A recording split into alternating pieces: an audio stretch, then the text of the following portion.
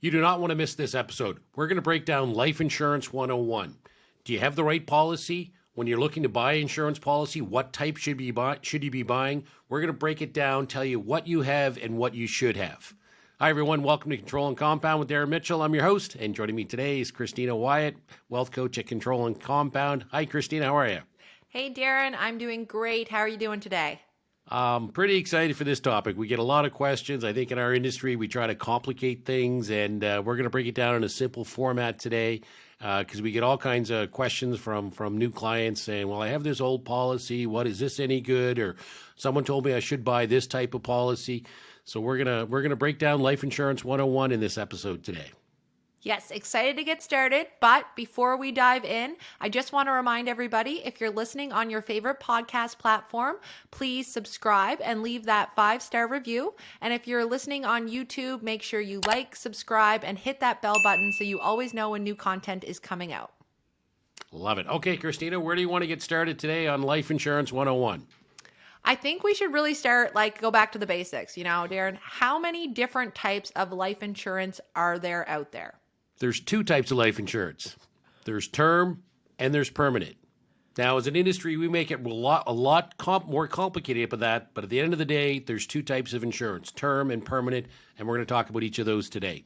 Yeah, absolutely. You hear a lot of different names for insurance products, and there's certainly there are different names. Each insurance company has a different name for their product, but at the end of the day, you're absolutely right. There's term insurance, there's permanent insurance. So let's start with I think we should start with the term insurance and what exactly that means. It's a lot less complicated, I think, than the permanent. Pretty straightforward. Term insurance, you purchase it for that term set of time, usually 10-year, 20-year for your term, and you pay that premium that is given, right? That premium is set for that time period of the length of the term. I know they're coming out with a lot of different, you can have a term 15 and a 25, but basically we're seeing the term 10 and the term 20 used in the market for the most part, right? Yeah, that'd be 99% of term sales would be a term 10 or a term 20. And I love term insurance. Term insurance is great if you have a need for death benefit for a fixed period of time. It's not a horrible product for long-term death benefit, but for short-term death benefit, covering your mortgage, replacing that income if you die and you're not going to work for the next 10 or 20 or 30 years, providing college education for your kids, or paying off debts for your family, whatever the need for insurance is. If it's a 10 or 20 year window that you need that insurance for, then term insurance is perfect. But there's some big differences between term 10 and term 20. So let's use an example to talk about each one of these. So if we talk about term 10, it's pretty simple, just what it sounds. This is probably very popular out there because it tends to be the lowest rates. And it's a fixed rate for a 10-year period, and then we get a big renewal, and we'll dig into that. Term 20, same idea, except it's a 20-year term, and then it renews after 20 years. So we're going to break each of those down, but let's start with the term 10, Christina. What I think we got an example here for a term 10. What's the example we're going to use today? All right, so for an example, we're going to look at a term 10 for a 40-year-old male non-smoker. And when we look at that illustration, we're going to look at a premium of around $44 a month. So you're going to be paying $44 a month for that 10-year time period starting out. So pretty darn cost effective, right? That's why we see a lot of people use these because the price is right. You can really bulk up on that life insurance without a huge cost associated with it, right? So $44 a month, you got $1 million for locked in for 10 years. But you had said that renewal, right? So we got to talk about that renewal. What happens after that 10-year time period's up with that term 10? Yeah, and I mean, if we go back in time, like term insurance really evolved over the last 40 or 50 years, changed a lot. In the 60s, term insurance, if you bought it at 40, a 5-year term was popular. Well, then at 45, you would renew, and you would have the rates of a 45-year-old. Or if it was a 10-year, you'd renew as a 50-year-old, and you would have the rates of a healthy 50-year-old. Well, In the probably late 90s, early 2000s, the market really changed. We had some American companies come in with these really low term prices, but with these really high renewals that weren't the same as if you were healthy. So what happened is that kind of dominated the marketplace. Now everyone does that. So we get cheap term rates until the term is up, and then we see the massive renewals. So on that example of a $44 a month for $1 million of coverage, when we hit year 11, it jumps to $307 a month. Okay, now that 307, now you're 50 in our example. That's a lot more expensive than if you were able to go buy a new product, right? And they don't necessarily tell you that or make that so clear up front, because if you were still healthy at 50, you could go buy a new product. But it renews to 307, and then another 10 years it goes to 746, then to over 2,000, and then to over $5,500 a month, and then it terminates. So picture in that example, you're paying over $1 million for the life of this term contract, and your death benefit is zero if you don't die by the time before it expires. So, that's not a great long-term strategy. It's a very cost-effective strategy for a 10-year period, but that renewal, those high renewals are sneak up on people, and all of a sudden, some people don't even notice it. They're in year 11 or 12, and they're like, wait a minute, why am I taking all this? Why is all this money coming out of my account? Well, it automatically renewed to this much higher premium. So one of the games you can play is you can roll the dice and hope you're still healthy in 10 years. And how would that work, Christina? What would you do at 50 if you were still healthy in our example of a 40-year-old when that 10-year term renews? Yeah, so when the renewal comes up, you've got a couple options, right? And at any point in time, you can always cancel the policy. So you can cancel the policy at that point. You don't need to keep it. You can take that renewal that you talked about. The only reason you would ever take a renewal is because you weren't healthy enough to apply for a new policy, because a new policy is going to be a lot less when you look at it. The price is just going to be better, but you'd have to do a new life insurance application just like you did the 10 years prior, answer those medical questions, and get approved.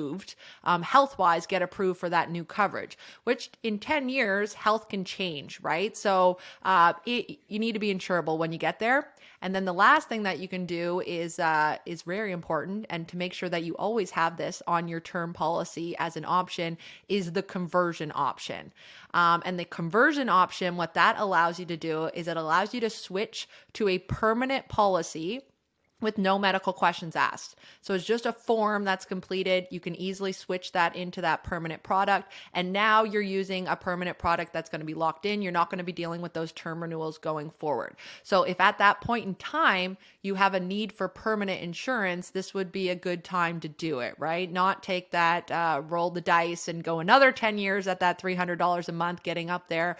You're going to want to look at locking in that death benefit at that rate based on the strategy that you're using. And we're going to go into the permanent policies in just a minute based on the strategy, what you'd pick, but just want to be clear that conversion option is huge when you're buying a term policy. Yeah, and we'll dig into more of this when we talk about the permanent types, but one of the key things is that conversion is you can only convert to a permanent product that particular company sells.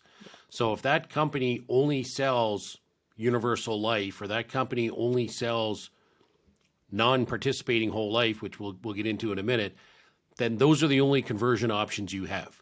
So there's only 4 companies that we use that have the good stuff, the participating whole life. So you want to make sure you're with one of the companies that offers participating whole life. So if you want to convert it down the road to a whole life plan, a good whole life plan, you have that option to do it. And really the pricing difference between the carriers is basically nil. If we looked at the major 4 carriers, they're always going to be within a dollar or two of each other. Like whether it's 44, 43, or 45, that's not going to change your life. That conversion option could potentially change your financial future in your life. And again, the companies we're using, they tend to be the lowest priced anyway, but all the carriers are within a buck or two. Term 10, term 20, a very competitive, very competitive marketplace. So that's the term 10. I just want to mention one more Yep. thing on the term when you're talking about pricing. I know a lot of people, when they're going out to get their term, they do look at the price. That's the only thing that's different between them when you're thinking about it. But that conversion option's key. And then another cool thing that's kind of come out in the last couple of years, and thankfully, Manulife, which is one of the companies that offer a good permanent solution as well, they've come up with something called Vitality Insurance, and that is another something that might lean you towards picking out their term product versus the others. It's growing in popularity, but they're actually rewarding their clients for being healthy. So they give you a free Garmin to track your steps and an app on your phone to see if you're being healthy. And the healthier you are, they actually lower the premiums for you. So you can get lower insurance rates, and they offer free iWatches, free HelloFresh meals, Amazon gift cards, lots of different perks that they're doing for their clients when it comes to the term insurance side of things, which is neat, right? So they're getting a little more competitive out there in the market. It's not just about that price. You always want to think of the conversion option no matter what, even with the bells and whistles. But now we're starting to see these new types of programs come out with our term insurance, which I think is really neat. Like I think we're going to do a podcast just specifically on the Vitality Insurance because there's a lot to kind of break down there and what's included in it. But I wanted to mention that because you will see that come up when you're looking at term insurance as well now. Yeah, that's pretty neat. So that's like once you have a plan, then you can actually lower your premiums because you go to the gym or you get your blood done once a year, or et cetera. Yeah, so let's do a podcast on that. Just one more thing on the pricing and the internet pricing. Another sort of, I don't want to say scam's not the right word, but a misleading advertising, I would call it, is, oh, the cheapest term rates, and you get these companies advertising these super low term rates. Well, one of the things you have at term is a lot of the companies have preferred health. So if you're in exceptionally good health from the get-go, then you can start with a lower rate. So different companies use different things. Like a health style 3 for one company means you're average, and then health style 2 means you're in great health. Health style 1 means you're in incredible health. You're a triathlete. You're doing all these things. Well, only about 1-2% of people actually qualify for the super elite or the very lowest one. So what a lot of people on the internet do is they advertise those rates, saying, "Hey, here's the super low rate that only 1 or 2% of people qualify for," but they don't mention that. And people go, "Oh, well, that's cheaper than what my insurance broker is telling me. I'm going to go there." And then they apply, and turns out they're not triathletes and perfect health and the top 1% health wise. So they get the same rates that they would have got with their broker. So don't be misled by some of these online rates. If it sounds too good to be true, sometimes it is. Yeah, for sure. I am not one of the super elite, so it's not for everybody. I know I didn't get it. So Okay, so that's term 10. Now let's dig into term 20. So pretty simple, right? Instead of 10 years, the rate's locked in for 20 years. So if we were to look at that same 40-year-old male, term 10 was $44 a month. If we do a term 20, it would be around $62 a month. And again, we just picked one company here. If you're shopping for term, like we'd run all the companies and find out which one makes the most sense, but just ballpark. So instead of $44 a month on the term 10, term 20, you're going to pay $62 a month, but now you're locked in for 20 years. And term 20 tends to be what most young people should be buying, especially when you're covering mortgages that are going to be a 20 to 25-year mortgage. It's the perfect complement to go with that. Then you're not rolling the dice that in 10 years you hope you're insurable so you can buy a new policy instead of renewing your existing. So instead of taking that renewal on the term 10 from 44 to 307, you're going to be at that $62 for 20 years. So that probably makes sense if your need for insurance is at least 20 years. If your need's only 10, you're doing a business deal and you're going to pay this off in 10 years, well, great. Term 10 fits your needs.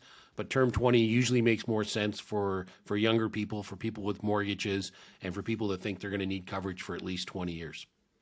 Yeah, absolutely. You want to fit your term to the need of the insurance, like why you're buying, why you're purchasing the insurance. Mortgage is a great example. If you know it's not a 10-year mortgage, more than likely. So you're probably going to want to look at that 20-year rates. And when you're younger, you can lock it in at a nice price, right? Like these rates go up. If we looked at a 50-year-old, it's going to be more expensive than the 40-year-old. So if you can lock these in for 20 years at a nice rate, that's not a bad thing to have at the end of the day, right? You know that your family's covered and everything's taken care of. Thanks for listening so far. If you're watching on YouTube, make sure you like, subscribe, and hit that bell button so you always know when new content is coming out. If you're listening on your favorite podcast platform, please leave a 5-star rating and leave a review and subscribe. And if you are interested in learning more, please visit our website at controlandcompound.com to sign up for a free education session with one of our wealth coaches. Yeah. Now, what about the other thing I like online is no medical required, and that's another, again, I want to say misleading, but it doesn't fully disclose, because really almost all of these policies are no medical required by their definition. So typically on a term life, what happened during COVID is, prior to COVID, oftentimes a nurse would go to your house, ask you some questions, do blood and urine. Well, that just went away with COVID, and the insurance company said, you know what, we don't need the nurse to go to your home. We're going to answer those questions over the phone. So they answer questions over the phone. Typically, they're not doing blood and urine now unless you get into the higher amounts or the older ages. They reserve the right to ask if something comes up in your questionnaire. But it's the same thing whether you deal with one of the major companies or one of these online companies that say no medical. Either way, you're going to answer some medical questions for the most part. Couple exceptions for the higher priced guaranteed issue, older, hey, it's James, he bought life insurance, those commercials. Those really aren't the products for people that are insurable. Those are the people that aren't insurable. But for most people, you're gonna need to answer medical questions for this term insurance, and that's the same whether you buy online or whether you buy through an advisor. Yeah, they say no medical. What they mean by that is no nurse meeting, which is pretty much straight across the board now anyway. So Yeah, yes, very exactly. misleading, Darren. Very Exactly. misleading. It's like, hey, we have no medical, and it's like, well, really, nobody We does all anymore. said, So, yeah. So the term 20, just one more note on that. Same thing happens there with the renewal. It's going to jump to $1,139 after 20 years and up to almost $6,000 a month after the next 20 years. So again, not a great long-term strategy, great short-term strategy. So when you're looking at term insurance, there's term 10, there's term 20, renewable and convertible. Those are the things you need to be aware of and understand before you buy term insurance. Anything else I'm missing, Christina? No, I think that covers it. Term insurance for term, like length of term needs. And then you start looking at that permanent insurance side of things. So when you know that your need's going to be more than 10 years or 20 years, you're doing a specific strategy with this insurance, one that we like, infinite banking, you know that we can't use term for that, right? So we've got to start looking at those permanent insurance solutions, which this is where a lot more of the questions come. Like, what are these, what are these permanent policies? What's a universal life versus a whole life versus the participating whole life? And that's something we're going to chat about next, the differences between those permanent solutions, products that are offered out there. Perfect. Okay, so we got term 10, term 20, covers 99%. One last note on term. Yeah, we have like term 8s or terms 12s or term 7s or that. And that's fine if someone says, I have a fixed period of time that I want that. But it's funny when you run the numbers on that, there might be a handful of companies, a couple companies that would offer a term 7, 8, or 9, say, right? Well, it's not a price competitive product when there's only a few companies offering it. Versus term 10, every company offers term 10. So there's really usually no point in buying a term 7, 8, or 9 because the term 10 is a much more competitive marketplace. So you're going to actually save money buying a term 10 and you can cancel it after 7 or 8 years if you want. So again, make sure you talk to someone that knows the ins and outs of insurance and you don't just pick one yourself online. I have one more thing on it. You just kind of triggered the thought on when you're looking at your term insurance. So you can buy single life policies and then you can buy joint policies. So, and this comes with all of the insurances as well, but you can buy single life, which means it's just you as the insured on the policy. And then you can buy multi-life, which could have 2 single lives on it, but there's still 2 death benefits, right? So you have a single life for $1 million. You have a multi-life where, the spouse has $1 million, the other spouse has $1 million. And then they have what's called joint policies where there's a joint first to die, which means there's only $1 million death benefit and it's paid on the first death. And then the second is the joint last to die where there's only $1 million that's paid on the last death. I'm going to tell you, when you're looking, people will say that joint first to die is the lowest cost, but it is maybe a couple dollars lower than splitting and having 2 death benefits. So having $2 million of coverage versus $1 million of coverage is probably only going to cost you a couple extra dollars on the term. So if you ever see those joint first to die, joint last to die, there is a place for them in some things. When we're doing more so permanent stuff, I would say we do use the joint in some particular cases. But when it comes to your term insurance, get the 2 insured death benefits because the cost is going to be right around the same and you're going to have 2 death benefits instead of 1. Always. I promise you. I mean, you take a couple, right? They each have $1 million worth of life insurance and they got a bunch of kids and the couple dies in a car accident. Well, if they have a joint first to die, it's only 1 death claim that's being paid. So for saving that few bucks a month that you save by doing joint first instead of 2 singles, the insurance company saved $1 million because they're only paying out 1 death claim. So yeah, great point. And sometimes in life things don't work out and marriages break up or businesses, relationships break up, and all of a sudden you have that joint first to die. Now you get a real problem. So you want to make sure, especially on the term, you have individual policies. They can be under one umbrella, but individual coverage, not a joint first to die. Great point, Christina. Okay, so let's talk about permanent insurance. Permanent insurance, universal life and whole life. That's it. Again, try to make it complicated, but it's not that hard. So universal life, let's talk about universal life first, Christina. When do we see universal life used and when should it be used? What are the differences? Where do you want to start? So, okay, with the universal life policies, typically when we're using them for an estate need, right? So taxes being owed on the estate, death benefit that needs to be there for the estate for certain purposes, increasing your estate value by having the life insurance in place versus having the money sitting in cash in a bank account, right? When we use or universal life around here, it's really for the sole purpose of increasing a death benefit.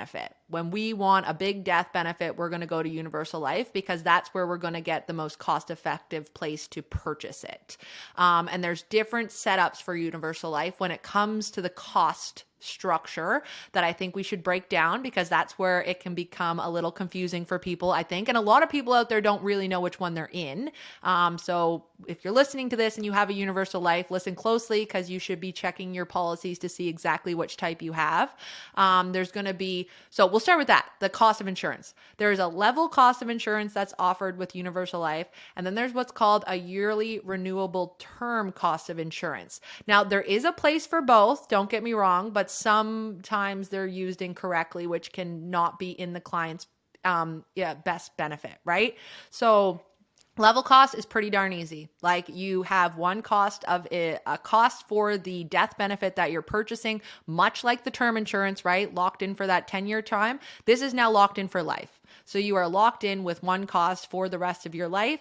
And I'll let you talk about the investment component here in just a minute, which comes with it. But from the cost side of things, locked in for life. With a yearly renewable term cost, it means that every single year they're looking at you like you have set up a brand new term policy and they're basing the price on your age at that point. So it can look very cost effective for a 30-year-old to look at the price of a yearly renewable term because it's going to cost pennies for a 1-year term. Think about it. If a 10-year term costs $44 for a 40-year-old male, imagine what a 1-year term costs. Maybe like $10 maybe, if that. So it's very low low cost. But then you look at a 1-year term on a 70-year-old, well, we're starting to get up there, right? And a lot of people don't realize that's what's going to happen to the premium, and it's going to get high, and you have to have a strategy in place for that if you're using that product. Unfortunately, there were advisors in the past, and I've seen this quite regularly,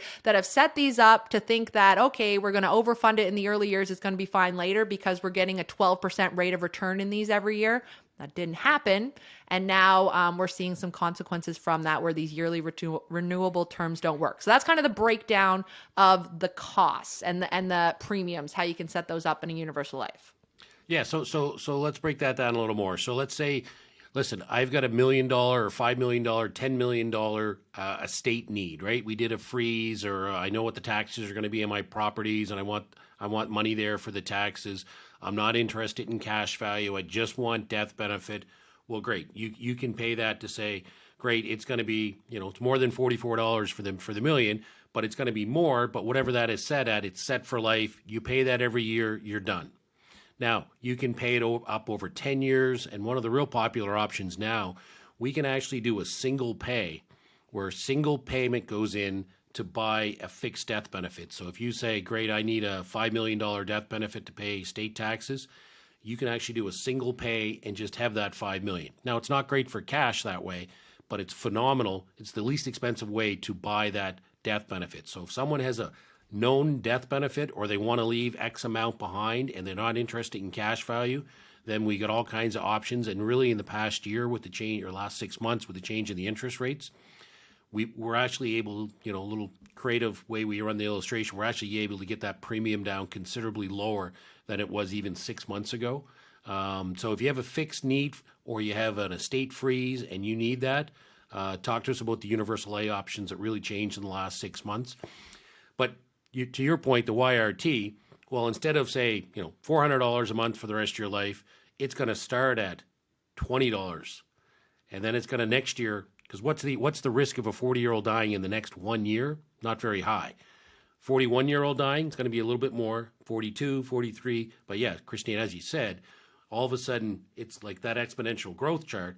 When you start getting up into your 70s, all of a sudden, basically it gets to a point where people can't afford it and they end up canceling the product.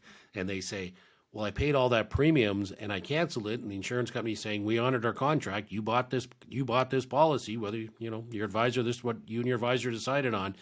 So it's a disaster waiting to happen. So one of the kind of games is, well, instead of spending $400 a month, I'll buy that $44 a month policy that's going to go up every year, but I'll take the difference. I'll still spend $400, but I'll invest that in some kind of stock market stuff, and I'll just earn my 12%.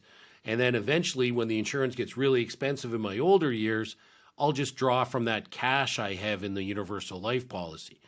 Well, in my 25 years in this business, I've encountered exactly zero YRT policies for a young person that worked out the way they thought it was going to work out.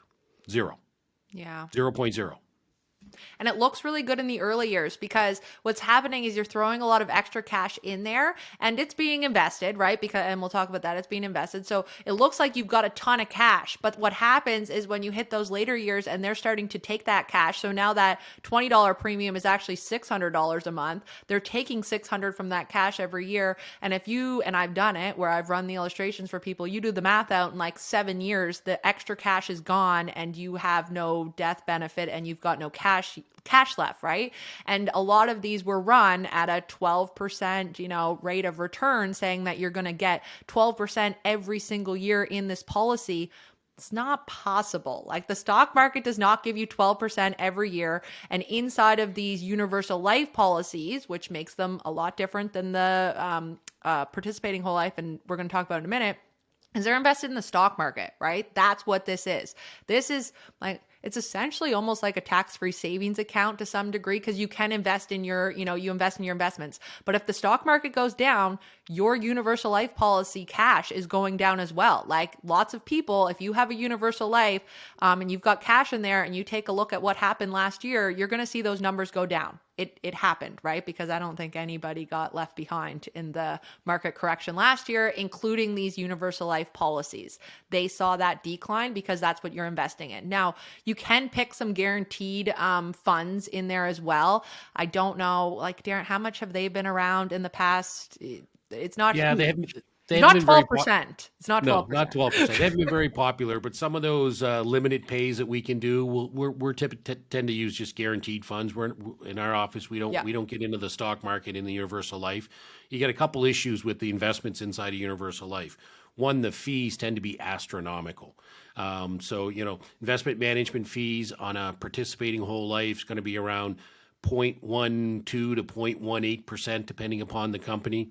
The fees on a universal life tend to be around 2.5% to 4%. So, if you have that 10% or 12% return, well, really, you need to earn 16% after fees to net 12 or 15 or 16%.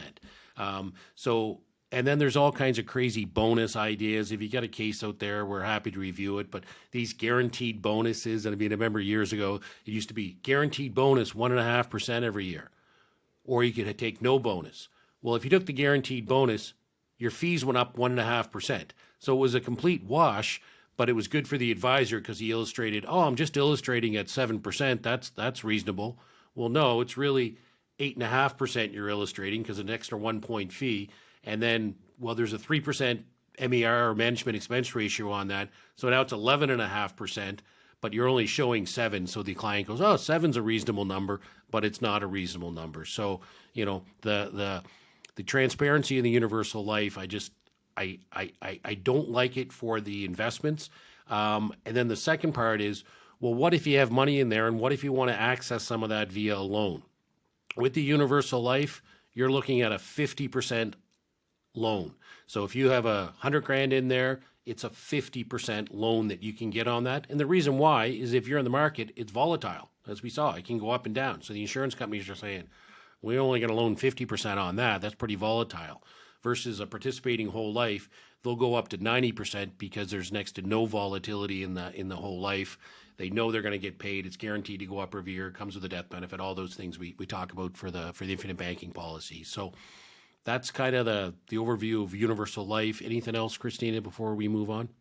Yeah, just that universal life, there is a need for it and there is a place for it. So I'm not again, when I say the YRT makes me a little nervous, it's because of some of the strategies that were used for it that weren't set up correctly. There are strategies that we use to, from an estate planning side of things, and the universal life works wonderfully. When it comes to having access to cash values, using it more like an investment component, not so much on that side of things. We're actually because a big question that we get a lot is, can I use my universal life policy for infinite banking? Answer's no, right? You can't. But we're going to do a podcast actually that breaks down exactly why. This was an overview. We'll kind of dig into it a little bit more. But no, we can't use it for infinite banking. We've got to use a different type of permanent insurance for that. Okay. So before we move on, universal life, last thing I'd just say again, if you have a fixed liability where you did an estate freeze, roughly what your taxes are going to be, or you want to leave a legacy, and you're not interested in cash value, you've got a window here where the product and the rates are at a point now where it's probably a great time to do that. So if you do have that fixed liability or have done an estate freeze, reach out now while the getting's good. So now let's move on to whole life. So permanent, we talked about UL, whole life. And there's two kinds of whole life: participating and non-participating. What's the difference, Christina? So whole life, non-participating whole life, is really stripped down participating whole life. So it is the whole life without the dividend component. So it has a guaranteed cash value built into it, but it is not, there is no fund where we're investing, we're receiving those dividends back as a, policy holder. You're not participating in the gains. You're not, an owner of that policy to some degree. So you don't see the growth inside of one of those, right? You do have some guarantees though. You do have cash values that grow. I don't really know. Why would you use a non-participating, Darren, instead of? The only time I think you should use a non-participating whole life is Never. Yeah. Never. I mean, so a non-participating whole life. So, if you have a participating whole life, the policyholders own the fund. So they benefit from the fund. So great, they get dividends. You could do that in a non-participating too, get dividends. But on a participating whole life, you're going to benefit from lapses. All of a sudden, people lapse. That's a windfall for the insurance company. You pay a bunch of years of premium, then you lapse it. Insurance company makes money. But in the participating whole life, we own the fund. So if somebody lapses, it's a windfall for the rest of us. So we benefit from that. We benefit from the low investment management fees. Those are federally regulated on the participating whole life and much, much lower fees versus a regular whole life or non-participating. Insurance company can charge whatever they want, whenever they want. They can make changes. It's not federally regulated what they can do.